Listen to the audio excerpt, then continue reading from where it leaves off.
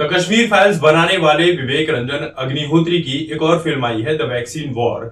और ये फिल्म कहा यह जा रहा है कि सत्य घटनाओं के ऊपर आधारित है। इस फिल्म के दो तरह के देखने वाले लोग हैं। एक वो जो इस फिल्म को प्रोपेगेंडा फिल्म बता रहे हैं और कह रहे हैं कि इस बार भी इसमें बहुत सारा मैनिपुलेशन किया गया है, बहुत सारी चीजें जो है नहीं उसे जबरन दिखाया गया है।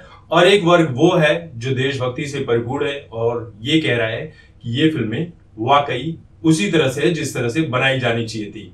हालांकि मैं एक फिल्म की तरह ही इसका रिव्यू करने वाला हूं, लेकिन कहानी यह है कि फिल्म बहुत अच्छी बनी है, अच्छे तरीके से बनाई गई है। इसमें ज्यादातर जो कलाकार हैं वो महिलाएं हैं। किस तरह से अपने घर के काम को देखते हुए, किस तरह से जिंदगी में जो टेंशन चल रही थी कोरोना काल के दौरान, कोरोना में क्या स्थिति थी सभी को पता है। अगला विकेट किसका गिर जाएगा, अगला नंबर किसका आएगा, कौन इस दुनिया से विदा ले लेगा, किसी को नहीं पता था। हम में से किसी को नहीं पता था कि कब किसके साथ क्या हो जाएगा। तो डर का माहौल था। तो यही डर के माहौल के बीच में सबसे बड़ी जो मुहिम चली थी कि क्या भारत वैक्सीन बना पाएगा, क्योंकि भारत में बहुत सारे ऐसे पत्रकार थे, कई वामपंथी थे, कई पॉलिटिकल पार्टियां थी जो लगातार केंद्र सरकार पर हमले कर रही थी कि केंद्र सरकार न ऑक्सीजन मुहैया करवा पा रही है, न दवाई कर पा रही है, न बेड दिलवा पा रही है। और कब्रिस्तान के सीन, फिर उसके बाद जल्दी हुई चिताओं की तस्वीरें लेने में इस देश के बहुत सारे पत्रकार बिजी थे। एक डर का माहौल इन लोगों ने बना कर रखा हुआ था, इसमें कोई दो राय नहीं है। ये बिल्कुल सच है कि इन पत्रकारों ने मदद करने की जगह पर सिर्फ ये दिखाया कि कहां कहां पर क्या क्या चीजें हैं। जल्दी हुई चिताओं को देकर अवार्ड बटोरने में, फंडिंग बटोरने में, इस सब में बहुत ज्यादा बिजी थे। कोरोना पूरी दुनिया में फैला हुआ था, ये किसी के हाथ में नहीं था।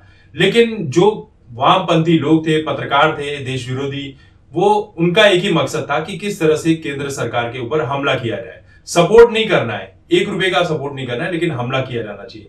तो ये सारी भी चीजें हमने देखी। इसी बीच ये भी आरोप लगाने लगे बहुत सारे लोग कि भारत तो कभी दवा बना ही नहीं सकता है। जिस देश के पास खाने के पैसे नहीं है वो दवा क्या बनाएगा, भारत नहीं बना सकता। लेकिन भारत ने करके दिखाया, और जब करके दिखाया तो वही जो वामपंथी पत्रकार हैं कहने लगे कि ये दवा तो इतनी जल्दी कैसे बन गई, इस दवा में कुछ तो झोल है, इसको लेना मत, ये किसी धर्म विशेष के लिए बनाई गई है ताकि आगे की आबादी उनकी ना बढ़ सके, इसलिए ये दवा बनाई गई है सिर्फ एक धर्म को टारगेट करने के लिए। तो बहुत सारी अफवाहें फैलाई। तो जिन जिन नेताओं ने ये अफवाहें फैलाई थी कि हम वैक्सीन नहीं लेंगे, सबसे पहले उन्होंने ही जाकर वैक्सीन ली। और उनकी फैलाई अफवाह के चलते बहुत सारे लोगों ने वैक्सीन का विरोध भी किया, वैक्सीन लेने से वो कतराते रहे। तो फिर यहां पर एक पुस्तक है गोइंग वायरल, उसी पुस्तक का आधार बनाकर इस फिल्म को बनाया गया है। और जो पुस्तक में मुख्य अभिनेता है यानी कि नाना पाटेकर साहब जो रोल अदा कर रहे हैं, उन्हीं की कहानी इर्द गिर्द है। और बड़ा ही अच्छा रोल किया उन्होंने। जितने भी किरदार हैं इस फिल्म में, फिल्म देखने लायक है। आराम से आप 4 से 4.5 की रेटिंग दे सकते हैं, लेकिन वो रेटिंग वही लोग देंगे जो इस फिल्म को समझते हैं और इस वक्त क्या हुआ था वो समझते हैं। बाकी जो प्रोपेगेंडा फिल्म कह रहे हैं वो इस फिल्म को कभी पसंद नहीं करेंगे। अब ये फिल्म कितनी कमाई करती है, कितनी नहीं करती है, वो बड़ी बात नहीं है। बड़ी बात यह है कि देश में उस वक्त लोगों ने क्या क्या हालात बिगाड़ने की कोशिश की थी, वही सारी कुछ चीजें इसमें है। फिल्म बहुत अच्छी है, जो समझ सकते हैं वही इस फिल्म को देखेंगे भी, वरना लोग प्रोपेगेंडा ही बताएंगे।